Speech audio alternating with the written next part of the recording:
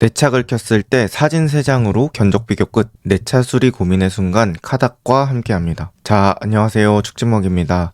여러분, 이번 주 프리미어리그 벌써 첫 라운드가 끝났는데요. 저만 얘기하는 것보다는 다른 분이랑 같이 얘기를 나누면 좋을 것 같아서 또 거대한 축구 유튜버 맹피셜님 모셨습니다. 안녕하세요. 안녕하세요. 네, 반갑습니다. 반갑습니다. 잘 지내셨어요? 네, 잘 지냈습니다. 또 저희가 축구 보고 지금 이제 화요일 오전인데, 야, 1라운드부터 진짜 미친 경기들이 많았는데, 뭐 썬더랜드도 웨스트햄 3대 0으로 잡고 정말 재밌는 경기가 많았잖아요. 맞아요. 이제 좀 축구가 시작됐다 뭐 이런 느낌이 들어가지고 1라운드 대체적으로 분위기 어떻게 보셨어요? 분위기, 참 뭐라고 해야 될까. 역시나 프리미어 리그다라는 생각이 많이 들었던 것 같아요. 물론 이제 중간에 뭐 클럽 월드컵도 있고 했지만은, 참, 이 분위기가 그리웠구나. 맞아.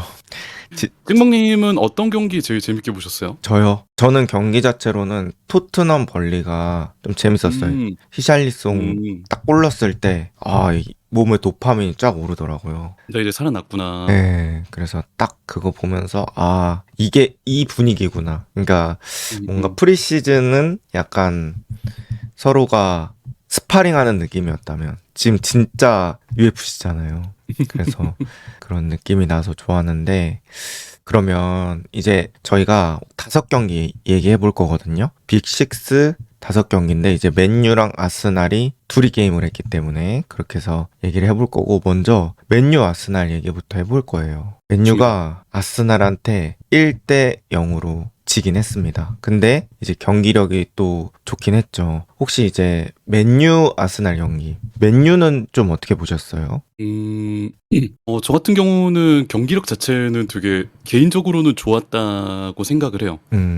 왜냐면은 어쨌든 솔직히 얘기해서 지난 시즌까지만 해도 아모림 체제의 맨유가 이긴 경기도 있고 진 경기도 있었는데, 사실 이긴 경기들을 봐도 막 팀으로서 이겼다라는 경기는 손에 꼽기는 했거든요. 네. 근데 첫 번째 경기는 확실히 이제 좀 팀이 됐구나 라는 생각이 많이 들었습니다. 혹시 전술 같은 것도 많이 입혀진 것 같고 시스템적으로도 그렇고. 그러면 혹시 이 장면은 진짜 기억에 남는다, 이 장면은 좋았다, 이런 장면 있으실까요? 경기에서? 저는 일단 전체적인 시스템적으로 인상이 깊었던 부분이 하나가 있었는데, 네. 일단 그 경기에서 마운트 제로톱으로 나왔잖아요. 네. 그러다 보니까 마운트가 제로톱으로 아래로 내려오는데 왼쪽 측면으로 많이 빼더라고요, 마운트를. 네. 그러면서 후방에서 빌드업 할 때 이제 요루가 오른쪽 스토퍼에 있다 보니까 오른쪽 후방에 있는 요루가 볼을 잡아서 왼쪽 측면으로 이제 길게 전환 패스, 롱 패스를 쏘거나 아니면 카세미루가 잡아서 왼쪽 롱 패스를 쏘거나 할 때 왼쪽 측면에 마운트까지 가세하고 쿠냐, 도르구까지 해서 선수가 많이 배치되어 있더라고요. 그러다 보니까 후방에서 날아온 롱패스를 받을 선수가 또 많아지고, 그런 롱패스 전환에 있어서 좀 신경을 많이 쓴 것 같습니다. 그 부분에 대해서는 좀 인상이 깊었던 것 같아요. 저도 경기 보는데 맨유가 후방에서 이렇게 킥 좋은 자원들이 많았나? 이 생각이 들더라고요. 그러니까 뭐 공을 뺐거나 아니면은 이제 상대가 전방 압박할 때 돌아서거나 한 다음에 이제 짧게 썰어서 가는 게 아니라, 또 이제 공을 챙겨서 천천히 지공하는 게 아니라 벌려있는 선수 있으면 그냥 롱패스 쏘잖아요. 근데 그죠. 그 롱패스 퀄리티가 그렇게 실수가 많지 않더라고요. 특히나 이제 뭐 미루 형님 같은 경우에는 미루요.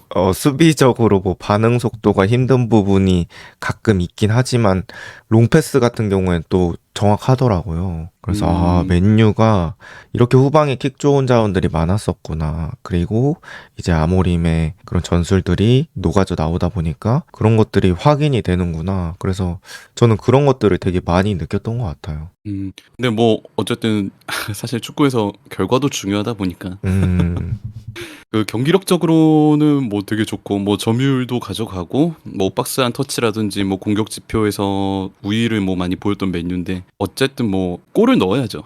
네, 그런 것도 있습니다. 맞아요. 또 이제 개막전이고, 그리고 홈 첫 경기였기 때문에 이제 아무리 이제 상대가 우승 후보 아스날이라고 하더라도 사실 승리를 챙겨줬으면 좋긴 했겠죠. 맨유 입장에서는. 분위기상으로 게다가 또 아스날이라는 큰 팀 딱 잡고 나서는 시즌 시작할 때 쭉쭉 올라갈 수 있으니까.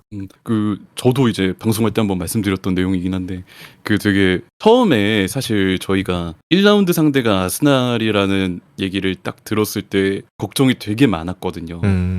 이거 큰일 났다. 막말로. 어떻게 해야 되냐라는 얘기를 되게 많이 하고 그랬었는데, 근데 또 반대로 생각해 보니까 만약에 1라운드 상대인 그 힘든 아스날을 만에 하나 이기고 1라운드를 마친다면은 시즌 전체의 분위기가 굉장히 좋아질 수 있지 않을까. 이거 오히려 좋다라는 얘기를 했었던 기억이 나네요. 그러게요. 어쨌든 그랬지만 그래도 경기 내용적으로 희망을 볼 수 있는 부분들이 되게 많았던 것 같고, 저희가 그때 시즌 시작 전에 맨유 얘기하면서 네. 의외로 잘할 것 같은 선수 누구냐고 제가 여쭤봤었잖아요. 네네. 그때 답변이 리산드로였나요? 요로였나요? 어떤 선? 누구였지? 요로였나? 헤븐이었나? 그랬던 것 같아요. 헤븐은 뭐 얼굴을 안 보여줬기 때문에. 근데 제가 좀 민망하긴 한데 제가 그때 더리우트 얘기했었잖아요. 네, 맞습니다. 근데 더리우트가 또 제 얘기를 맞아요. 들은 것처럼 그날은 진짜 잘하더라고요. 맞습니다. 더리트가 가운데 센터백으로 나왔었죠. 네, 근데 확실히 이제 스위퍼가 이제 최종 수비수가 되는 거잖아요. 가장 이제 후방에 있는데 그 최종 수비수라는 그 역할에 맞게 진짜 스토퍼들이 튀어나가서 수비할 때 자기가 그 공간 가서 커버해주고, 특히 이제 자기 팀 선수들이 다 뚫렸을 때 마지막에 컷백 루트 자르러 이렇게 딱 뛰어가는 그 스피드나 거기서 각도 딱 잡아주는 거나 이런 거 봤을 때는 더리우트 이렇게 좋은 선수였구나. 그런 찍먹님의 예상이 들더라고요. 맞았다. 또 그렇게 말씀해 주신다면, 네. 그래서, 진짜 좋았다. 이렇게 생각을 했는데, 혹시 또, 맹피셜님은 맨유에서 괜찮게 느껴졌던 선수, 내지는 인상 깊었던 선수 있으실까요? 아마 이거는 대부분의 맨유 팬분들이 공감을 하지 않을까 싶은데, 푸냐는 진짜, 물건이다. 진짜. 너무 영입을 잘했다라는 생각이 들었어요.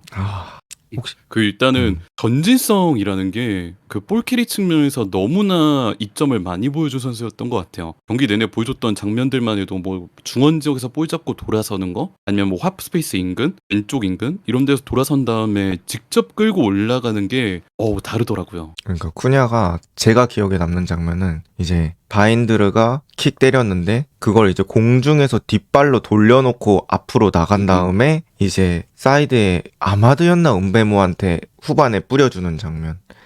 그게 기억이 나는데, 그러니까 쿠냐는 진짜 뭐 슈팅으로 치면 XG 0.3, 0.2짜리 플레이를 계속 하고 있는 그런 느낌 들었어요. 그러니까 그 정도로 되게 어려운 플레이들을 계속해서 반복하고 있다. 이게 느껴져가지고 진짜 영입 잘했다. 이런 생각이 확실히 들더라고요. 지난 시즌까지 되게 부족했던 부분이 유나이티드에서 그런 전진성적인 측면? 왜냐면은 결국 공격진들의 그런 적극적인 전진성이 아모림볼에서 되게 중요한데, 지난 시즌까지만 해도 그런 전방 지역들의 그런 공격성이 많이 좀 끊기는 경우들이 많았잖아요. 근데 이런 식으로 직접 볼 캐리에서 위로 파이널 서드 깊숙한 곳까지 올라갈 수 있는 선수가 있다라는 게 아마 유나이티드가 앞으로 공격 진영에서 굉장히 좀 기대할 만한 부분이 아닐까. 그리고 은베모도 이제 어떻게 보면 오른쪽 날개로서 플레이를 했었는데, 확실히 맨유가 뭐 지난 시즌 가르나초, 뭐 브루노, 아마드 여러 명을 그 공격형 미드필더 자리에 계속 돌려 쓴다고 해야 되나? 그렇게 하다가 사실 이번 시즌에는 영입하면서 약간 정착이 된 느낌이 있잖아요. 그래가지고 또 아마드 쿠냐, 은베모 이렇게 투톱하니까 또 확실히 그 무게감이 체감이 되더라고요.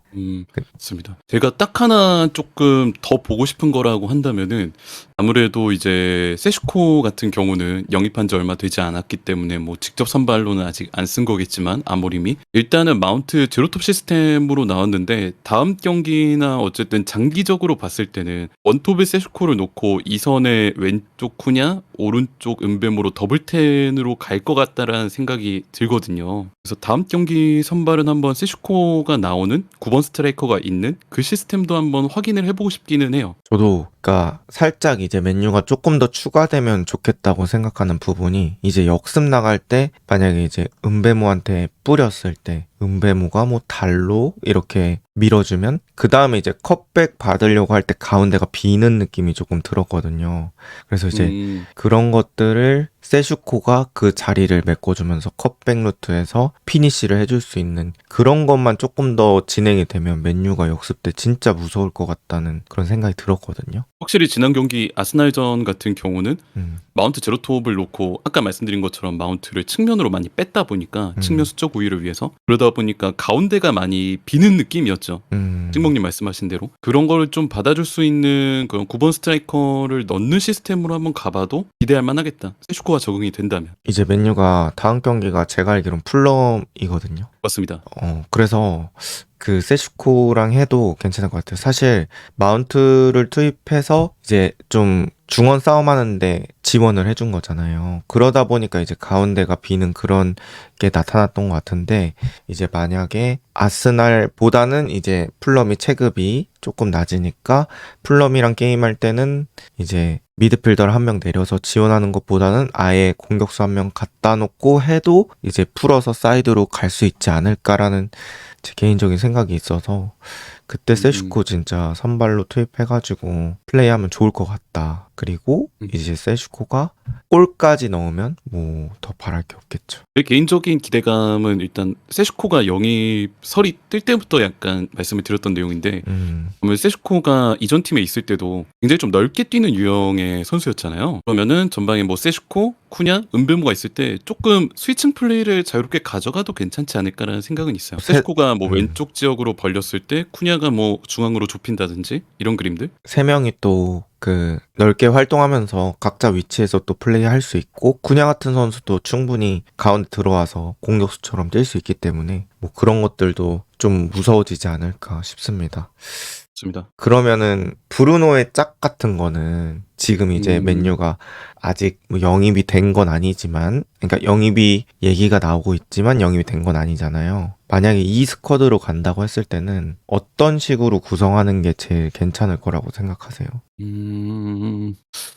지금 단계에서는 아무래도 카세미루 외에는 선택지가 크게는 없는 것 같아요. 또 우가르테는 아마 이번 경기에서 물론 이제 좀 안 좋은 모습을 보여주긴 했습니다. 뭐 백패스를 하다가 뺏겨가지고 프리킥을 내줘서 흐름이 끊기는 장면이라든지 아니면 좀 말도 안 되는 뭐 중거리 슈팅이라든지 뭐 패스미스 이런 것들을 많이 보여주긴 했는데 사실 좀 예견된 일이었다고 저는 개인적으로 생각을 해요. 왜냐면은 우가르테가 갑자기 이런 게 아니라 이미 조금 전에 있었던 프리시즌 경기들에서도 좀 그런 패스미스나 후방 빌드업에서 압박을 받았을 때 그런 당황스러운 모습들 이걸 좀 보여줬기 때문에 우가르테가 스텝업을 당연히 해야 되겠지만 지금 단계에서는 카세미로가 그나마 제일 나은 선택지가 아닐까라는 생각이 먼저 들고 제일 좋은 거는 영입을 해야 되겠죠. 저도 이제 현 시점 스쿼드라고 했을 때는 뭐 카세미루를 풀타임까지는 좀 어려울 것 같고 한 뭐 6, 70분 정도까지 뛰게 한 다음에 그 다음에 이제 우가르테 투입해가지고 카세미로의 체력을 좀 보존해주는 그런 식으로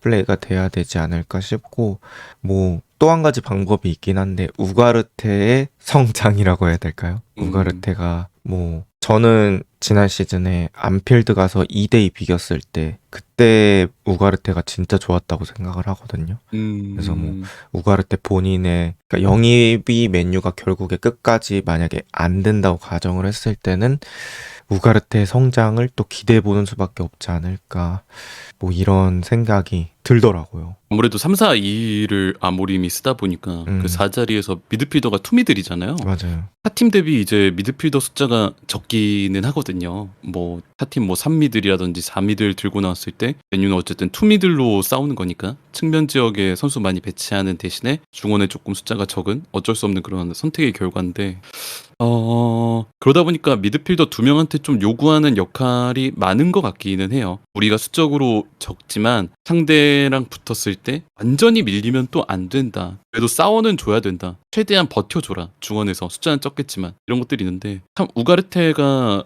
찍먹님 말씀하신 것처럼 스텝업을 해서 좋은 활동량을 기반으로 그런 것들을 채워주면 참 좋겠다라는 생각은 듭니다. 아휴. 맨유가 그래도 삼선 그 한 자리 그리고 뭐 약간은 그 골키퍼에서 오는 그런 불확실함 요 두 자리만 좀 해결이 되면은 그래도 저는 베스트 11 이제는 짱짱하게 보낼 수 있다 생각하거든요. 게다가 이제 리그에만 집중할 수 있는 상황이 되어 있기 때문에 아, 네. 그래서 좋은 일이죠. 네, 좋은 일인 거 맞죠? 네 요번에 그래도 아모림 전술을 확실히 좀 익히면서 그렇게 코어라인 잡아가면 또 다음 시즌에는 더 좋게 할 수 있지 않을까라는 또 개인적인 생각이 있고 그다음에 아스날 입장에서 저희가 또 한번 얘기를 해봐야 되잖아요. 일단은 아스날 입장에서는 이번 경기를 어떻게 느끼면 좋을까요? 어떻게 보면 좋을까요? 근데 아마 뭐 여러 가지 말씀들이 많으실 것 같고 생각들이 다 다르실 것 같기는 해요. 뭐 좀 경기력이 아스날이 안 좋았다. 아, 너무 내려앉는 거 아니냐. 너무 수비적이기만 한 거 아니냐. 이렇게 말씀하시는 분도 혹여 계실 수도 있다고 생각을 하는데 저는 개인적으로 약간 챔피언의 자격이라고 해야 될까요? 좀 모든 경기에서 경기력이 좋을 수는 없잖아요. 경기력이 안 좋은 경기도 당연히 있고 정말 뭐 공격이 안 되는 날도 당연히 있는데 저는 축구를 보면서 느꼈던 게 그런 경기를 어쨌든 어떻게 해서라도 이겨서 승점 3점을 가져가는 게 어떻게 보면은 챔피언에 가까워지는 자격이라고 생각을 하긴 하거든요. 소위 말하는 꾸역승이라고 하죠. 이길 경기 이기고 비길 경기 이기고 질 경기 비기고 이런 느낌. 그래서 저는 아스날이 어쨌든 이런 맨유전에서 비록 좋지 않은 경기력을 보여줬지만 1대 0이라는 어쨌든 똑같은 승점 3점이잖아요. 그 승점 3점을 가져간 게 굉장히 의미가 있다고 개인적으로는 생각을 합니다. 저도 감독으로 따지면 누가 저한테 너 페파야 무리뉴파야 뭐 이렇게 물어보면 저는 무리뉴를 제일 좋아하거든요. 아, 정말요? 네. 저랑 완전 반대인데? 진짜구나. 네, 저는 저는 펩을 되게 좋아하거든요. 저는 무리뉴 좋아요. 성 굵고 그냥 경기 내용 재미없어도 무조건 이기는 게 더 중요하다. 뭐 이런 식의 주의거든요. 물론 뭐 펩이 지는 진짜요? 축구를 한다 이건 아니지만. 네. 그건 아니고. 네, 그래서 무리뉴가 막 지고 있을 때 막 펠라이니 같은 선수들 막 집어넣고 하면서 어떻게든 이겨볼라 하잖아요. 저는 그런 것도 중요하고 이제 결국에 남는 건 결과다라고 저는 생각을 하는데 어쨌든 아스날이 이게 제가 그런 얘기를 했어요.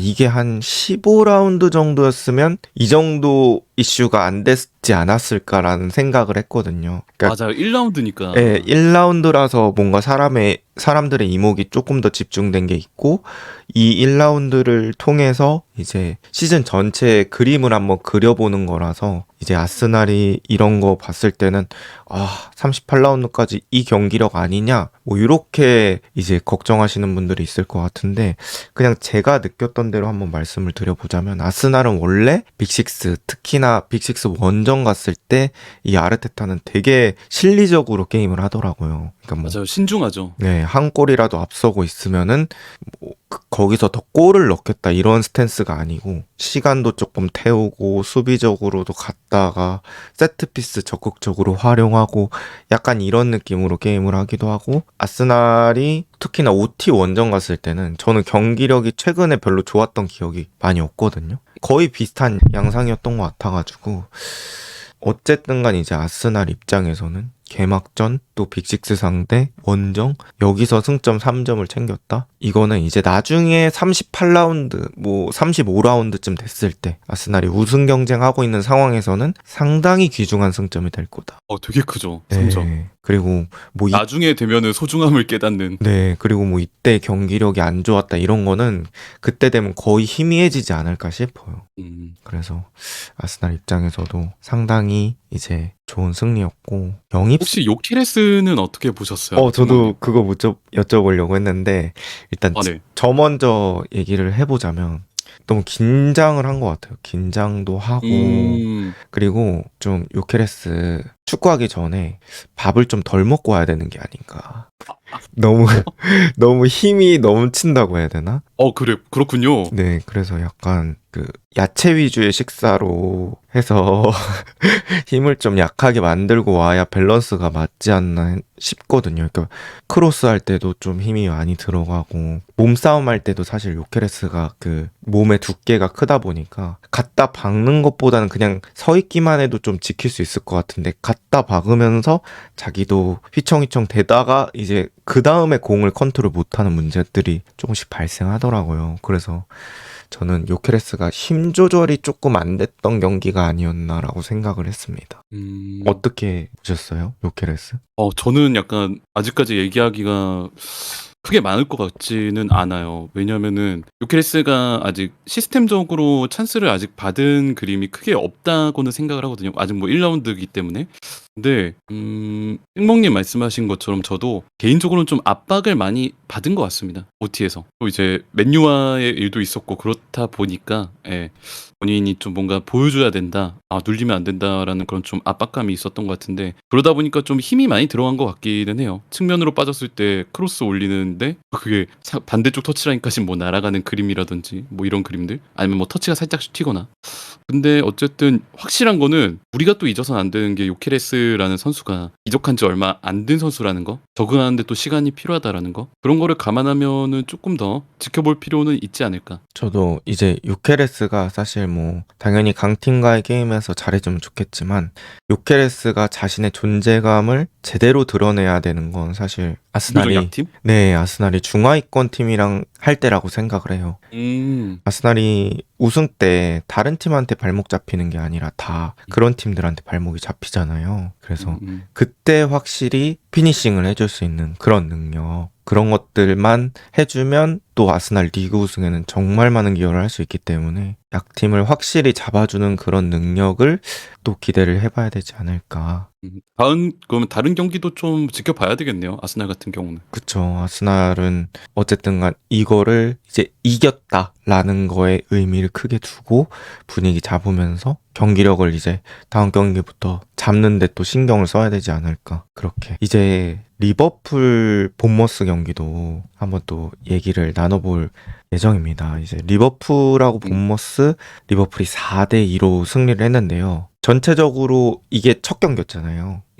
맞습니다. 네, 어떻게 보셨는지. 일단 리버풀을 느낌이 전체적으로 봤을 때 굉장히 공격적이라는 느낌이 강했던 것 같아요. 그리고 아시겠지만은 이 경기에선 신입생 4명이 모두 동시 투입이 됐잖아요. 11명 중에 4명이 이제 새 선수인 건데 완전히 사실상 다른 팀이라고 봐도 될 정도의 선수 숫자가 바뀐 거잖아요. 4명이 바뀐 거니까. 에키티케가 들어왔고요. 비르츠가 들어왔고요. 프림퐁이 들어오고 케르케즈가 들어오고 특히 뭐 양쪽의 날개들은 다 바뀌었죠. 근데 굉장히 공격적으로 하고 또 공격 사양이 높은 선수들이잖아요. 케르케즈도 그렇고 뭐 프림퐁도 그렇고 뭐 비르치야 말할 것도 없고 에키티케도 당연히 이제 위쪽에 있는 선수고 모두 다 공격적인 선수들 또 공격 성향이 높은 선수들을 넣으면서 공격 축구를 진행을 했는데 공격력은 되게 좋아진 것 같아요. 근데 다만 좀 골을 따라잡힌 부분 물론 이제 키에사 기점으로 해가지고 역전을 다시 하고 다시 리드를 잡고 진행을 하긴 했지만은 수비적인 것에 대한 불안은 리버풀이 좀 고민을 해야 되지 않을까?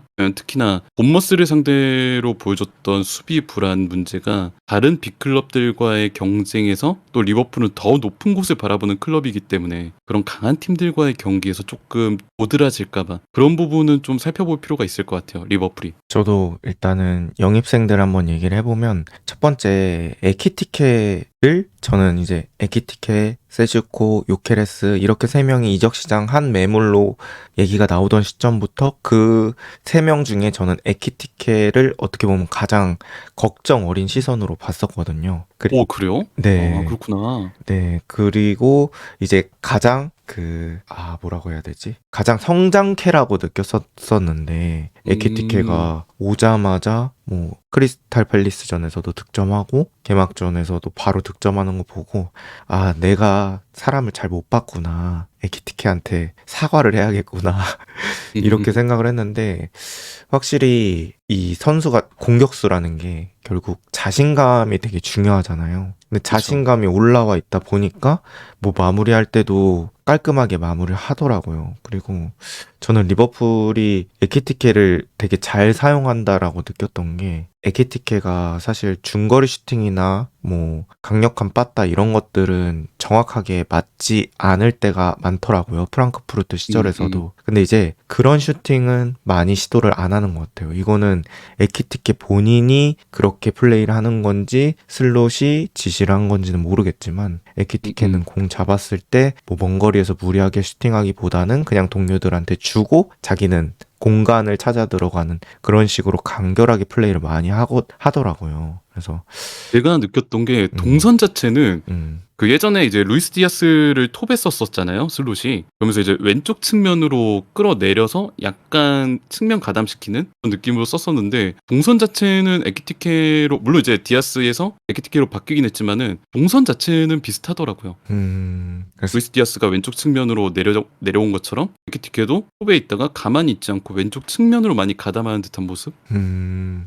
에키티케가 또 왼쪽 움직이는 그런 성향도 있더라고요. 네네. 그래서, 그렇게 해서 에키티케의 뭔가 단점은 가려주고 장점은 부각시키는 그런 식으로 쓰다 보니까, 확실히 그 결실을 맺은 것 같다. 이렇게 느꼈고, 아까 말씀해주신 그 프림퐁 케르케즈 이야기 저도 한번 생각을 해보면, 네. 프림퐁 케르케즈를 결국에 리버풀이 주전으로 쓸 거라면, 이거는 전술적으로 만져줘야 되는 부분이 분명히 생길 것 같다. 그러니까 두 둘 다 선수, 약간 공격적이니까. 네. 그러니까 둘 중에 올라갈 때는 누가 내려가고 뭐 이런 밸런스라든지 아니면 뭐 뒤쪽에 있는 수비형 미드필더가 어떻게 서 있을 건지 뭐 이런 것들을 전술적으로 훈련해서 뭐 보완하는 것들이 있어야 될 것 같다. 경기 기준으로는 약간 그래도 케르케즈가 좀 더 아래에 있는 빈도가 높기는 하더라고요. 프림퐁이 좀 더 많이 올라가고. 맞아요. 근데 이제 제가 느꼈던 건 케르케즈도 수비할 때 성향이 적극적인 성향 같더라고요. 그러니까 뭐 예를 들어서 풀백 중에 좀 지키면서 하는 풀백이 있는가 하면 케르케즈는 나가서 이렇게 적극적으로 차단을 하려는 그런 듯한 성향이 있더라고요. 근데 이제 리버풀이 전반전에 2번 정도 그 왼쪽 하프 스페이스, 그러니까 반다이크하고 케르케즈 사이에 그 공간이 벌어져서 그쪽으로 패스가 들어갔던 경우들이 있더라고요. 그래서 이제 그런 것들도 조금 체크를 해봐야 되는 부분이 아닐까 저는 생각이 수비 사이의 간격 들더라고요. 문제가 좀 도드라질 수 있겠네요. 네, 인터벌이라고 얘기를 하더라고요. 거기 그런 간격들을. 그래서 그런 문제도 한번 리버풀이 분명히 체크는 해봐야 되는 부분이 아닐까 이렇게 생각을 근데 확실한 했습니다. 건 공격은 진짜 강력하다. 진짜 공격은 세요. 네. 공격은 진짜 강력하다. 그리고 또 키에사의 득점이라는 부분도 참 리버풀 팬분들이 기뻐할 만한 부분이라고 생각을 해요. 저는 경기 보는데 이제 제가 땀이 나는 줄 알았어요. 근데 서로 이게 왔다 갔다를 진짜 수십 번을 반복하는 거예요.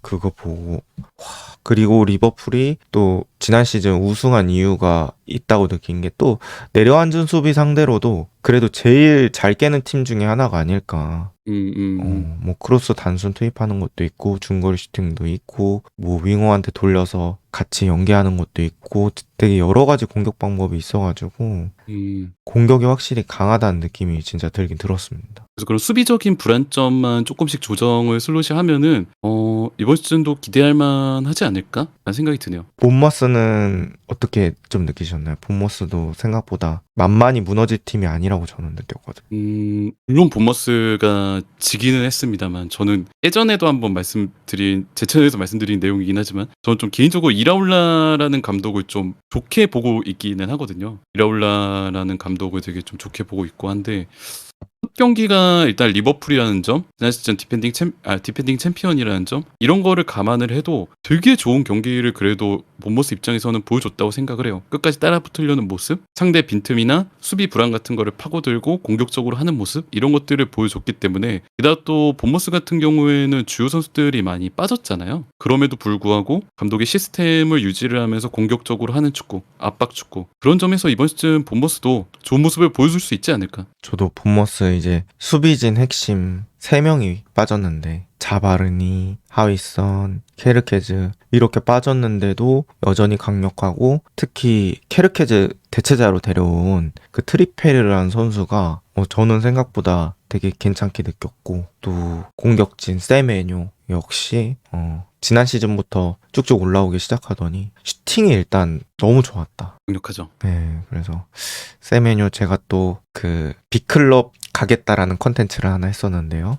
거기 5명 중에 1명 세메뇨 했는데 확실히 그 양발이다 보니까 오른발 왼발 그 슈팅 재면서 코나테 딱 뒤돌았을 때 왼발 땅볼 슛 탁 하니까 뭐 골키퍼 입장에서도 전혀 막을 수 없는 그런 궤적으로 가서 상당히 또 놀랐고 어쨌든 또 리버풀 입장에서도 또 똑같은 얘기지만 그 승리가 무조건 중요했던 경기잖아요. 첫 게임이다 보니까. 그쵸. 근데 어쨌든 홈에서 비길 뻔한 경기를 잘 따라잡았다. 그리고 또 경기 자체가 되게 재밌었어요. 1라운드에서 가장 골 많이 터진 경기 아닌가요? 이게. 그러네요. 네네. 보는 사람들은 정말 도파민 터지는 경기였다. 리버풀이 확실히 그 우승할 수 있는 그 힘을 가지고 있는 팀이다. 당연하죠. 그런 것들을 느꼈다. 그래서 뭔가 상대 팀도 강력한 공격을 하는 팀이랑 게임해서 리버풀이 맞불놓는 것도 또 보고 싶어요. 뭐 본머스도 그랬지만 더 강력한 팀이 만나서 진짜 서로 완전히 치고받는 그런 게임을 보고 싶게 만드는 그런 경기가 아니었나. 찡먹님 그 엔도 풀백 기용은 어떻게 생각하세요? 엔도 풀백이요. 그러니까 네. 저는 그때 당시에 이제 소보슬라이가 있었기 때문에 엔도를 집어넣으면서 소보슬라이를 사이드로 뺄 줄 알았어요. 네네. 그러니까 아무래도 이제 뭐 리버풀 풀백이 되게 기차라고 하죠. 이 위아래로 왔다 갔다 엄청 많이 해야 되는데 사실 엔도가 뭐 스피드가 엄청 빠르고 그런 또 스타일은 아니잖아요. 이렇게 그쵸. 범위를 넓게 뛴다 뿐이지 이렇게 기차처럼 왔다 갔다 쭉쭉 하는 스타일은 아니기 때문에 거기서 위치도 좀 못 잡는 느낌이 있었고 그래가지고 엔도는 뭐 아쉽지 않았을까. 그 풀백으로는 그렇게 좀 생각을 했습니다. 슬롯이 아무래도 지난 시즌에도 비슷한 모습을 좀 많이 보여줬는데 교체를 되게 적극적으로 돌리더라고요. 내 선수가 뭐 부족하다 이게 아니라 체력이 조금 떨어질 것 같은데 다음 경기 생각을 해야 되겠는데 라고 하면은 여지없이 빼거나 아니면은 경기를 좀 조정하고 운영하는 듯한 모습을 많이 보여주기는 하더라고요. 물론 그래서 우승에 또 많이 기여를 한 것도 있겠지만은 네. 그리고 역시나 이제 리버풀 수비 뎁스도 조금 더 보강이 되면 좋을 것 같다. 뭐 이런 생각을 했습니다. 좋습니다. 그리고 이제 다음 경기 토트넘 벌리 얘기를 해볼게요. 토트넘이 3대 0으로 또 기분 좋은 야. 승리를 거뒀습니다. 전체적으로 또 어떻게 보셨는지. 역시나 뭐 히샬리송 얘기를 안 할 수 없겠죠. 야, 이렇게 부활할 줄이야. 너무 좋던데요? 음, 굉장히 또 잘하고 그리고 일단은 감독의 시스템 전체적으로 그냥 좀 예전보다는 좀 길이가 길어진 느낌은 드는 것 같기는 해요. 조금 더 실리적이고 효율적인 느낌이 가미된 느낌이 들고 그런 것들이 벌리가 또 이날 워커가 상태가 제가 볼 때는 그렇게 좋지는 않았거든요. 많이 무너진 느낌도 들었고 벌리 상대로 프랭크의 그런 효율적인 축구가 빛을 많이 발하지 않았나. 그리고 그 가운데 히샬리송이 제일 많이 빛을 발하지 않았나 싶고 근데 다만 조금 너무 물론 이제 3대 0이라는 대승을 했지만은 이게 토트넘의 전체적인 시스템이 완전히 모두 올라왔다? 완전히 향상이 됐다? 이렇게 얘기하기는 조금 조심스러운 것 같기는 해요. 상대가 또 어떤 상대인지를 보고 좀 얘기를 해야 될 것 같기는 합니다. 승목님은 어떻게 보셨어요? 저도 이제 벌리가 일단 게임하는 걸 보니까 벌리 이거 강등당할 수도 있겠는데 뭐 요 정도 느낌이 들 만큼 뭐 아직 1라운드니까.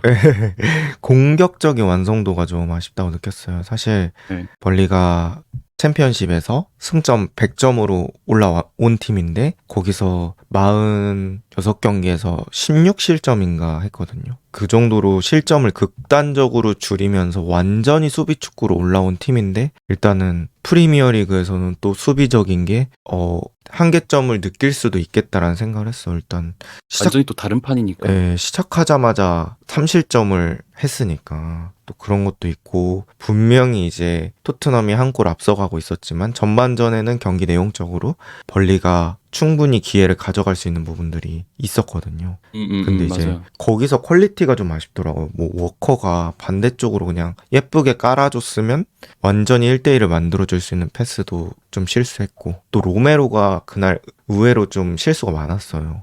근데 로메로 패스 미스를 제대로 살리지도 못했던 것 같아요, 벌리가. 그래서 말씀해주신 것처럼 벌리가 그런 것들을 살렸으면 충분히 토트넘도 게임이 어려워질 수 있었고, 그리고 히샬리송이 사실 그 득점했던 것들이 다음 게임에 똑같이 나올 거냐? 그거는 또 어려운 부분들이잖아요. 왜냐면 원더골 넣었잖아요. 네, 그 원더골이 사실 일관성이 있는 골은 아니잖아요. 어떻게 보면은 그렇죠. 자주 나오는 골들이 아니기 때문에 그렇기 만약 때문에 원더다. 네, 만약에 히샬리송이 또 그날 컨디션이 안 좋았다면 토트넘은 조금 더 공격적으로 일관성 있게 득점을 만들 수 있는 그런 방법들을 고민은 해야 될 것 같다. 이런 생각이 근데 좀 어쨌든 들더라고요. 솔랑키와의 주전 경쟁은 아마 프랭크도 많이 고민을 할 것 같기는 해요. 어쨌든 1라운드에서 저렇게 좋은 모습을 보여줬다 보니까. 맞아요. 뭔가 둘이 건강한 경쟁이 될 것 같다는 생각이 들었습니다. 그 어떻게 주전을 생각하셨어요? 원래 주전 톱 솔랑키로 보셨었나요? 저는 그냥 솔랑키 생각을 했는데 히샬리송이 이렇게 나오고 또 잘할 줄은 몰랐어요, 솔직히. 저도 근데 또 저도 주전 솔랑키 생각했었는데, 그러니까 2옵션 느낌으로 생각했거든요, 히샬리송은. 근데 사실 뭐 솔랑키가 몸이 완전치 않았나 봐요. 뭐 잔부상도 살짝 있고 그래가지고 그래서 히샬리송이 기회를 받았는데, 갑자기 그 노란색 유니폼 히샬리송 버전이, 브라질 그러니까 브라질리언이었지. 그래가지고 그리고 골만 잘한 게 아니라 그냥 경기력이 좋더라고요. 뭐 연계도 그렇고 리턴도 그렇고. 경기력 자체가 되게 좋았던 것 같아요. 음, 그리고 저는 개인적으로 이번 시즌 토트넘에서 아치그레이를 좀 많이 주목해야 되지 않을까라는 생각은 들더라고요. 경기 내내 보니까. 그레이가 그냥 원볼란테를 서던데요. 프랭크 체제에서. 맞아요. 6번으로 그냥 혼자 남고 사르 올라가고 베리발 다 올라가고 그냥 아예 정중앙의 6번으로 혼자 거의 중원을 아래에서 지키고 밀어주고 있는 홀딩 느낌의 플레이를 하던데, 그레이가 뭐 지난 시즌까지만 해도 포스테코글루 체제에서 사실 여러 포지션을 왔다 갔다 했잖아요. 이번 시즌의 그레이의 모습은 또 6번에서 딱 거기에 기용이 됐을 때 어떨지, 그것도 우리가 좀 주목해서 보면 좋지 않을까. 저도 그레이는 그 이번 시즌은 좀 그 땜빵의 비율은 좀 줄이고, 그레이도 그렇죠. 온전히 좀 성장할 수 있는 시간을 부여받아야지 그 좋을 것 같아요. 그레이 솔직히 토트넘이 데려온 이정유나 지금 주고 있는 주급 보면은 그 기대를 안 하는 자원이 아니거든요. 절대 잉여 자원이 아니고 장기적으로 절대 아니죠. 키워보려고 생각하는 자원이기 때문에, 그럼 결국에는 그레이의 그 성장이 필요한 상황이고, 그렇게 됐을 근데 때는 이 부분에 대해서는 약간 한 가지 더 추가적으로 말씀드리고 싶은 게, 제가 아까 지난 시즌에 이제 포스테코글루가 여러 포지션에 썼다라고 말씀드렸지만, 그 시간이 저는 그레이의 성장에 있어서 막 헛됐다, 안 좋았다라고는 절대 생각은 안 하기는 해요. 왜냐하면 뭐 옛날에 펩이 이제 포든을 키우려고 할 때 되게 여러 포지션에서 썼거든요. 포든을 중앙 미드필더로도 쓰고 뭐 측면으로도 빼고 아니면 뭐 심지어 풀백을 시키려고도 했었고, 이런 것들을 봤을 때 여러 포지션에서 필드 곳곳을 이해하는 거, 그 공간을 이해하는 거, 이런 것들이 오히려 좋을 수도 있다, 그레이의 성장이. 이렇게 생각은 들어요. 맞습니다. 그 훈련에서 여러 대 뛰는 것보다 실전에서 여러 자리를 경험해 보면은 경험치 측면에서는 확실히 많이 도움이 될 수 있죠. 게다가 그게 프리미어 리그 무대에서. 맞아요. 그래서 그런 것도 있고, 근데 이제는 이제 저는 그레이의 주무기를 좀 갈고 닦아야 될 시간대라고 생각을 해서, 맞습니다. 네, 아마 프랭크는 미드필더로 생각하고 있는 것 같더라고요. 그래서 뭐 미드필더 뭐 6번이든 그 앞이든 해가지고 좀 그레이도 확실히 성장을 하면은 저는 그래도 피지컬도 기본적으로 가지고 있다고 생각을 해서 좀 기대해 볼 수 있지 않을까 싶고, 생각해보니까 네. 지금 토트넘의 산미들이 모두 굉장히 젊네요. 사르, 베리발, 아치그레이 이렇게 세 명이라고 하니까. 네, 그 벌리전은 되게 진짜 꼬꼬마들이 많이 나왔다고 해야 되나? 그래서 완전히 젊은 걸 떠나서 이제 어린 쓰리미들 뭐 이런 느낌이 좀 있어가지고. 만약에 잘만 키우면 진짜 5년, 10년을 볼 수도 있는. 한 세대를 만들 수 있죠, 거의. 게다가 다 재능 있는 선수들이니까요. 토트넘이 그 어린 세대가 하나 묶일 수가 있더라고요. 그 오도베르, 텔, 그 다음에 무어, 그레이, 베리발, 부슈코비치 아예 한 제너레이션이 이렇게 되는 거구나. 네, 만약에 그게 된다고 하면은 이제 레비가 나중에 나와가지고 미리부터 계획한 거다. 큰 그림이었다. 그럴 수도 있죠. 그렇게 나이대가 비슷하니까 한 번에 폭발력을 낼 수 있는 그런 구성이라서. 혹시 주변에 토트넘 팬분들 말씀 살짝 들어보면은 텔은 약간 분위기가 좀 안 좋긴 텔. 하던데. 텔이 그 유로파래. 그 슈퍼컵 결승에서 민심을 더 잃어가지고. 제가 그날 경기를 못 봤는데 심하긴 했나 봐요. 그래가지고 근데 뭐 저는 개인적으로 이제 텔이 물론 나와서 좋지는 않았지만 뭐 90분을 뛴 건 아니잖아요. 교체로 들어왔죠. 네, 그래서 뭐 어린 선수기도 하고 그래가지고 그래도 조금 더 시간을 좀 주고 지켜봐 주는 게 좋지 않았을까? 좋지 않을까? 이런 개인적인 생각이 있습니다. 주변에서 이제 토트넘 팬분들 말씀 들어보면 되게 감정이 격하시길래 뭔 일이 있었구나. 그런 것도 있고. 혹시 그 프랭크 좀 길어졌다고 말씀하셨잖아요. 저도 이제 그 부분에 대해서 공감을 하는데 어쨌든 포스테코글루랑 감독이 바뀌면서 요런 부분들은 조금 체감이 되더라. 뭐 이런 것들이 있으실까요? 확실히 이제 측면에서 뭔가를 해보겠다라는 생각이 좀 많이 들고 측면에서 측면으로 이어지는 그 긴 롱패스의 비율이 꽤 있더라고요. 한쪽 풀백에서 그 같은 측면에 있는 한쪽 윙포워드나 윙어한테 이제 찔러주는 롱패스들이 있고 또 그거를 앞에 있는 윙어한테 좀 넓은 판을 마련해 주겠다? 그런 느낌도 좀 강하게 들고요. 이러다 보니까 앞선 윙어들의 퀄리티가 좀 되게 중요한 축구라는 느낌은 들었습니다.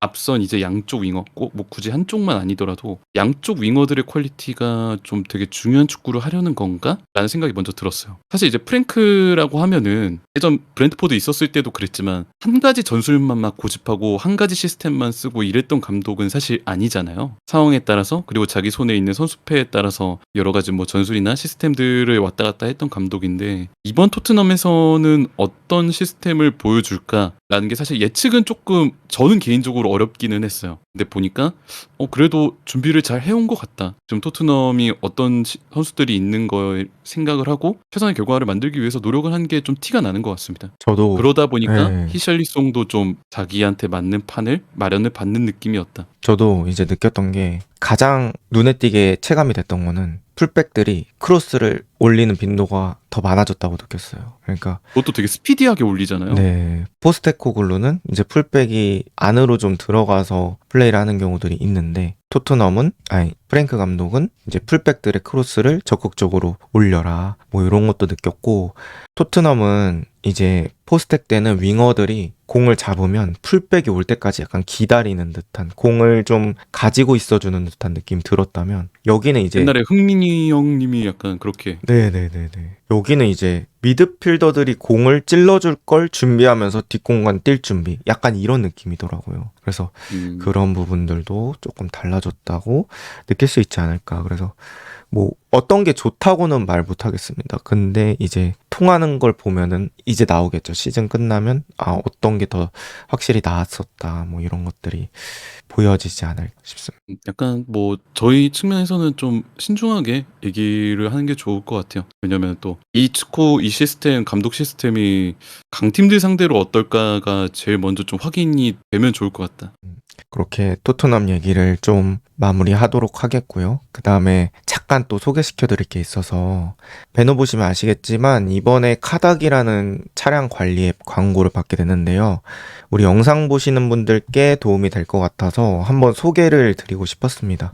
운전하시는 분들 차 사고 났을 때 대처할 때 어떻게 대처하셨어요? 저는 일단 당황스러워서 좀 헤맸던 적이 있는 것 같아요. 근데 수리비는 카닥으로 이제 해결을 하실 수가 있어요. 카닥 앱에 사고 부위 사진 3장만 올리면 주변 공업사에서 견적서를 쫙 보내주는데요. 거기서 뭐 가격이랑 얼마 걸릴지 이제 나오거든요. 그래서 그런 것들 보시고 견적서와 후기, 수리사례 이런 거 비교하면서 제일 좋아 보이시는 곳에서 예약만 하시면 됩니다. 견적서 받는 거는 당연히 무료고 예약까지 어떤 영업전화도 없으니까 한번 또 이용해 주시면 감사하겠습니다. 그러면 이제 또 맨시티 얘기를 한번 해보도록 할게요. 맨시티가 울버햄튼전. 울버햄튼 상대로 4대0 정말 압도적인 경기력을 보여줬습니다. 어떻게 보셨나요? 야, 이게 펩이지. 근데 땡멍님은 어떻게 보셨는지 모르겠는데 약간 달라지지 않았어요? 네, 축구가? 저도 달라졌죠. 많이 달라졌다고 느꼈어요. 약간 뭐라 해야 되지? 물론 이제 지표상으로 확인하기는 좀 어려웠는데 조금 더 다이렉트함이 섞였다라고 할까요? 네, 저도 그렇게 느꼈어요. 네. 일단은 뭐 경기력 자체는 압도적이었고요. 그렇다고 이제 예전에 펩의 축구가 구현이 안 된 건 아니니까 당연히 그 베이스에 깔리고 좋은 점유율이나 뭐 이제 플레이나 전진성이나 근데 거기에 약간의 다이렉트함이 섞이니까 더 파괴적인 느낌? 그리고 라인더러스 얘기를 안 할 수가 없을 것 같아요. 라인더러스가 이날 와 진짜 너무 좋았습니다. 그냥 축신 아닐까요? 그날은 진짜 축신이 몸에 강림했다 이렇게 봐도 무방할 정도로. 근데 개인적으로는 좀 최근 말고 예전에 더브라이너가 생각이 났던 것 같아요. 아시겠지만 이제 데브라이너 같은 경우는 펩 아래에 있으면서 좀 여러 가지 역할들을 소화를 했었잖아요. 뭐 측면에 있을 때도 있었고 뭐 세컨톱도 썼었고 중앙에도 있었고 하프 스페이스에 찔러 들어가는 메잘라도 했었고 한데 약간 활동량 좋았을 때 데브라이너를 보는 듯한 느낌? 뭐 데브라이너가 이제 패스 능력이 좋다고 해서 아래에서 이제 도사처럼 찔러주기만 했던 선수가 아니잖아요. 그쵸. 좋은 활동량이나 뭐 센스를 바탕으로 해서 공간으로 찔러 들어가는 본인이 찾아 들어가는 이런 유형의 선수였는데 약간 데브라이너의 느낌이 추억이 떠오르는 듯한 오른쪽 하프 스페이스 인근에서 보여주는 그 파괴력, 센스, 오른쪽 윙이랑 연기하고 가운데 스트라이커를 이어주는 연결고리 역할 그리고 또 그뿐만 아니라 그 반대쪽 하프 스페이스에도 때로 지원까지 오는 좋은 활동량. 라인더로스는 물론 이제 1라운드긴 하지만 시티 팬분들이 크게 기대해도 되지 않을까 그런 생각이 들었어요. 실제로 그 말씀해주신 움직임이 드러났던 게 이제 후반전 그 홀란드의 골이잖아요. 맞습니다. 오스카 바비 사이드 잡았을 때 오른쪽 하프 스페이스 찌르고 거기서 발목 꺾어서 돌리는 게 예술이었어요. 그 홀란드한테 주는 패스가 뒤에도 눈이 달린 것처럼. 그런 부분이 약간 데브라이너를 떠올리게 하지 않나. 그러니까 말씀해주신 것처럼 더브라이너가 그 패스로 그러니까 킥 퀄리티 이런 걸로 워낙 유명해서 그렇지 전성기 때는 피지컬도 좀 되고 그리고 많이 뛰었었죠. 탱크같이 전진하는 그런 느낌 있을 때도 있잖아요. 공 맞아요. 몰고 뛰면은. 그리고 오프 더블도 말씀해주신 것처럼 되게 많이 찾아 들어가는 선수여서 그런 또 겹쳐서 보이는 그런 것들도 있었고 저는 라인도러스 그 첫 번째 기점 됐을 때 있잖아요. 리코 루이스한테 네. 공중으로 띄워주는 거. 그 과정에서 축구력이란 축구력은 다 느낄 수 있었다 이런 느낌이 들었거든요. 그러니까 공 잡았을 때 보통 사이드가 열려 있으면 시티 선수들은 일단 주잖아요. 맞습니다. 그러니까 주고 거기서 이제 같이 만들어갈 거 생각하는데 라인더러스는 주는 척하면서 수비 2명을 자기한테 달아놓고 약간 팬텀같이 딱딱 한 다음에 그 다음에 오히려 생각을 꺾어서 또 땅볼로 주면 걸릴 것 같으니까 그냥 공을 쑥 들어서 넣어주잖아요. 와, 맞아요. 그 아이디어가 진짜 너무 좋았다. 사실 그런 게 뭐 이따가 최시전 때도 한번 말씀을 드릴 내용이랑 겹치기는 한데 그 점유율의 함정이라고 해야 될까요? 결국 이제 압도적인 점유율을 가져간 다음에 그 뒤에 뭐 할 건데라는 그 질문에 대한 답변이라고 생각해요. 그 압도적인 점유율로 위로 올라가서 우리가 경기를 지배하는 건 좋아. 근데 그 제일 위에서 파이널 서드 위에서 어떻게 할 건데? 이거에 대한 해답이 시티는 지금 과거에는 데브라이너였고요. 지금은 라인더러스가 될 수 있다. 그 창의성을 맡는 역할. 맞아요. 그러니까 점유율도 저는 결국에 하나의 수단이라고 생각을 해요. 결국에 축구를 하는 가장 큰 목적은 이기기 위함이잖아요. 근데 이제 점유율이 목적이 되면 안 된다는 거죠. 결국에는 점유율을 쓸 거면 점유율을 왜 쓰는 건데 어떻게 해서 이길 건데 이런 것들을 고민해야 되는데 그런 거에 대한 고민으로 나온 축구가 이번 울버햄튼전이 아닐까 생각이 들어요. 그러니까 시티가 그동안에는 그러니까 지난 시즌과 저도 달라졌다고 느끼는 그런 점들이 확실히 뭐 역습 상황에서 예를 들면 시티가 공 탈취하고 역습을 가는 대신에 그 공을 잡아놓고 다시 온전하게 자신들을 위한 세팅으로 만들기 위한 그 시작점으로 지난 시즌에는 생각을 했었다면 이번 시즌에는 열렸어? 그냥 역습 가. 뭔가 이런 것들이 좀 바뀌었다고 생각하고 실제로 그렇게 해서 골 들어간 게 두 번째잖아요.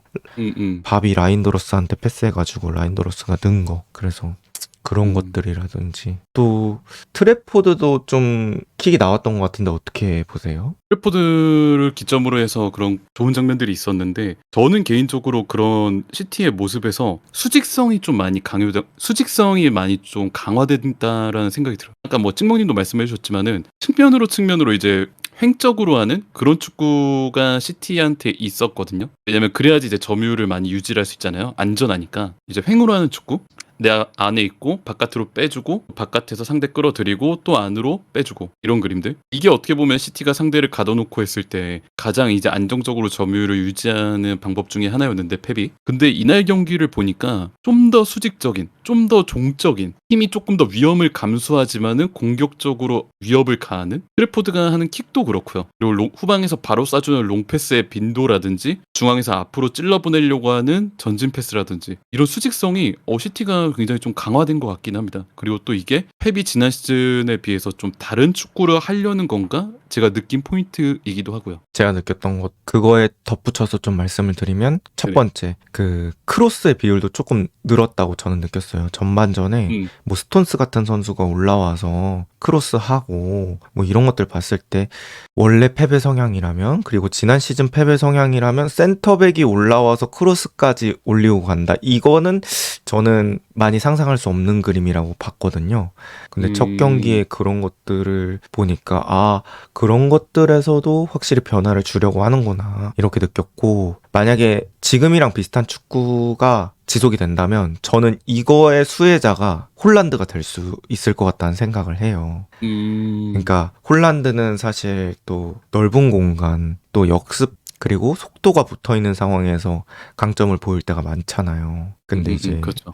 그동안 홀란드가 못했던 날은 홀란드한테 공이 안 갔던 날이라고 생각하거든요. 근데 지금처럼 게임한다고 했을 때는 역습 상황도 충분히 늘어날 수 있다 보니까 본인이 직접 뛰는 상황이 많이 나올 수 있죠. 그래서 뭐 상대 수비 사이에 갇혀 있는 것뿐만 아니라 우리 팀이 어느 정도 위험을 감수하면서 수직적으로 패스가 찔러졌을 때 혼란이 그거를 잘라 들어가면서 받는 그림이 충분히 나올 수 있다. 그러니까 또 역습에서도 홀란드 너무 잘하기 때문에 그렇게 해서 수혜자가 될 수 있지 않을까. 전 또 이렇게 생각을 실제로 했거든요. 이번 1라운드 경기에서도 어느 정도 증명을 했죠.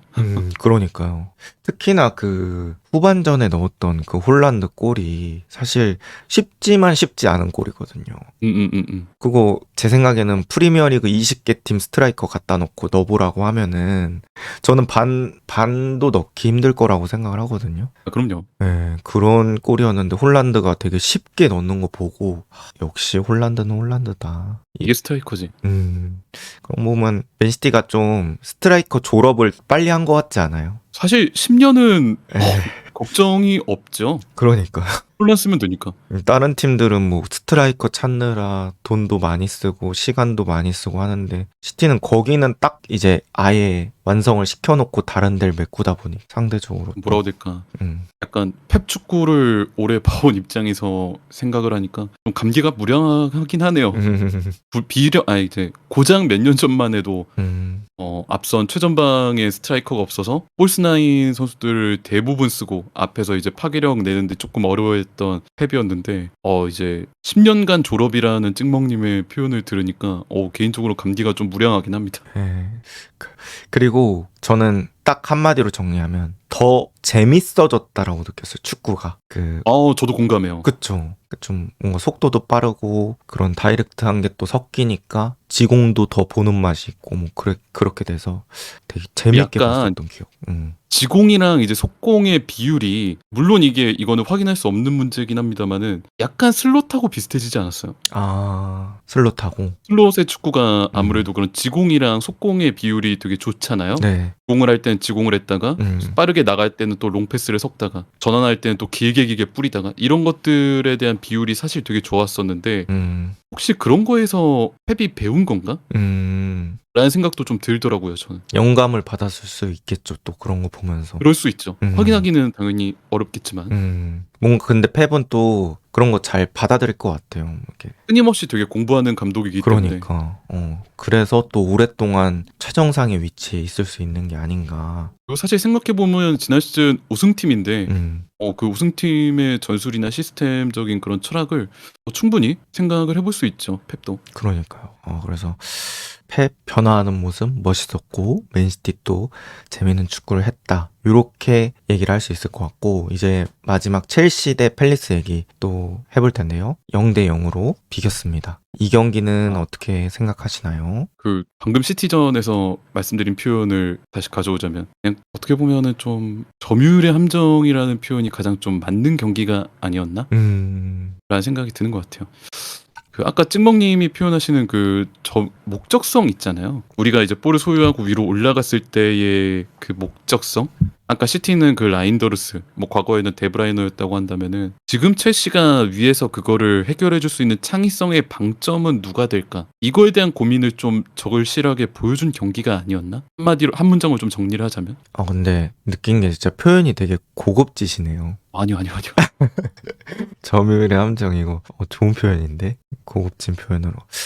근데 저도 비슷한 느낌 좀 느꼈어요. 그리고 네네. 첼시가 지금 센터백 상황이 그렇게 좋지가 않잖아요. 코릴은 전방 십자인대 파열로 이제 시즌 아웃이라고 봐야 되고 그 마레스카가 스위퍼 그러니까 3백으로 빌드업할 때 가운데 센터백을 2명을 무조건 꼬리를 썼었죠. 네, 2명을 언급하더라고요. 콜이라고 토신. 근데 이제 토신도 그날 몸이 안 좋았나 봐요. 그래서 이제 아첸퐁이 나왔는데 아첸퐁은 어린 수비수다 보니까 뭐 수비적인 부분에서는 또 괜찮았던 부분이 있지만 빌드업할 때 조금 그 아쉬웠던 부분이 있는 것 같아요. 그래서 큰 실수 하나 허용해가지고 거기서 패스미스로 이제 에제 프리킥이 되고 에제가 물론 득점을 해서 취소가 되긴 했지만 그런 찬스를 허용하고 이런 것들을 봤을 때는 사실 저는 그거는 아첸퐁을 탓하기보다는 지금 첼시 센터백 상황이 안 좋다라는 걸 보여주는 장면이라고 생각하거든요. 그래서 첼시가 또 바디아실 이런 선수도 올 때까지 또 기다려야 되다 보니까 센터백 상황이 안 좋아서 이 초반에 승점을 또 어떻게 챙길 수 있을까 이런 것들도 좀 지켜봐야 되는 포인트라고 생각합니다. 공격 진영은 좀 어떻게 생각하세요? 공격 진영이요. 저는 일단 엔조 파머가 뭔가 첼시의 어떻게 보면 코어 내지는 원투펀치라고 생각하는데 네. 둘 다 좋지가 않아가지고 둘 중에 한 명이 좋았을 때 약간 그 선수가 경기력 유지하면서 나머지 한 명도 끌어올려주는 그런 식으로 돼야 되는데 둘 다 좀 아쉬워서 그 선수들 바탕으로 나머지 선수들도 다 전체적으로 좀 조용조용했다라고 표현을 해야 될까요? 그런 느낌이 좀 들었어요. 지난 시즌에는 이제 엔소가 주로 이제 왼쪽 하프 스페이스, 하머가 주로 오른쪽 하프 스페이스 이렇게 해가지고 진행을 했는데 이날 경기는 보니까 둘 다 약간 오른쪽에 많이 쏠려 있는 느낌이 들긴 하더라고요. 엔소도 오른쪽 가 있고 뭐 파머도 오른쪽이나 중앙 내지로 많이 좁히고 이런 느낌? 맞아요. 그런 것도 있고 그냥 저는 그날 엔소의 그 컨디션 자체가 좀 많이 안 좋다고 느꼈어요. 그러니까 제임스가 그냥 일반 패스 주는데 그걸 좀 흘리는 그런 장면도 있고 뭐 크로스 올라올 때도 좀 세게 올리고 그런 것들 보면은 확실히 평소 엔조 같은 느낌은 아니다. 이런 약간 컨디션의 문제도 분명 있었다. 네, 그런 생각이 좀 들더라고요. 찍몽이 그러면은 기튼스는 좀 어떻게 보셨어요? 기튼스는 저는 그렇게 좋다고는 볼 수 없을 것 같아요. 그러니까 물론 이제 영입생이라서 고려해줘야 되는 부분도 있을 것 같긴 한데 저는 첼시 선수들이랑 좀 안 친하다는 느낌이 들었어요.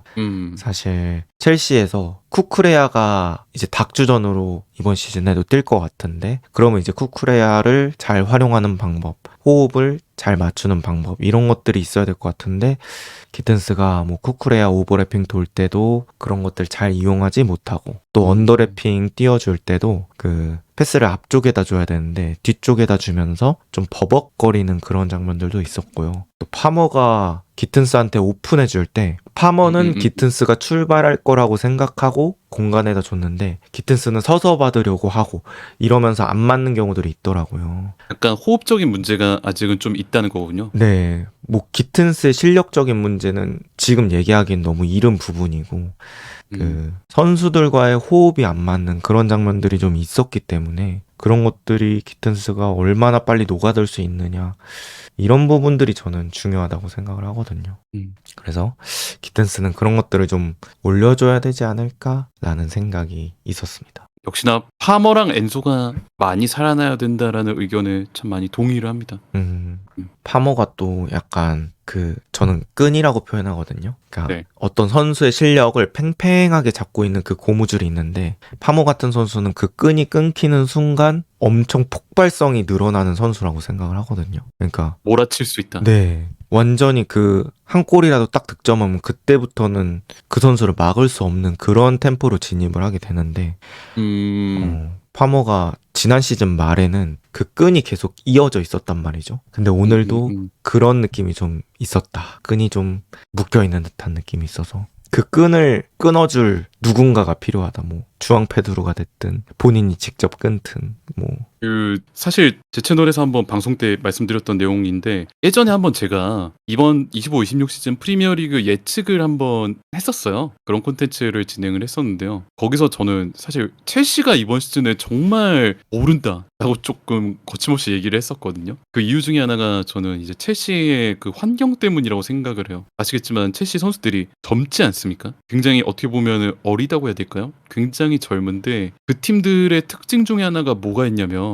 지난 시즌부터 많이 보였던 상황이긴 하지만 분위기를 굉장히 많이 타는 것 같아요. 특히나 좋은 경기력을 보여주면 그게 쭉쭉쭉 가요. 자기들이 신나서 우리 축구가 잘 되고 호흡이 맞고 우리 경기력이 좋으면은 그게 거침없이 쭉쭉 가는 느낌이 굉장히 강하게 드는 팀이거든요. 첼시는. 근데 제가 이번 시즌에 첼시가 되게 잘할 수도 있다라고 높은 위치에 있을 수도 있다라고 생각했던 게 클럽 월드컵을 우승한 그 기세를 리그 초반에 유지할 수만 있으면은 이거 길게 갈 수도 있다라고 한번 말씀을 드렸었어요. 근데 어쨌든 1라운드에 좀 아쉬운 모습을 보여줬는데 이거를 첼시가 좀 빨리 수습하는 게 중요할 것 같습니다. 그러면은 그 기세를 이어갈 수 있다. 저도 어린 선수단의 특성을 한마디로 표현하자면 브레이크가 없다라고 표현을 하고 싶어요. 그러니까 쭉쭉 가죠. 네, 말씀하신 것처럼 잘 나갈 때도 브레이크를 안 밟기 때문에 속도가 쭉쭉 올라간다. 반면에 이렇게 안 좋을 때도 그 떨어질 때도 그런 것들을 막아줄 장치, 그러니까 안 좋을 때를 이제 방파제 역할로 딱 끊어주는 그런 존재도 좀 부족할 수 있기 때문에 분위기가 왔다 갔다 할 수 있죠. 그래서 지금 사실 첼시한테 필요한 거는 첼시는 뭐 00년생이면 거의 되게 높은 짬이라고 보고 있잖아요.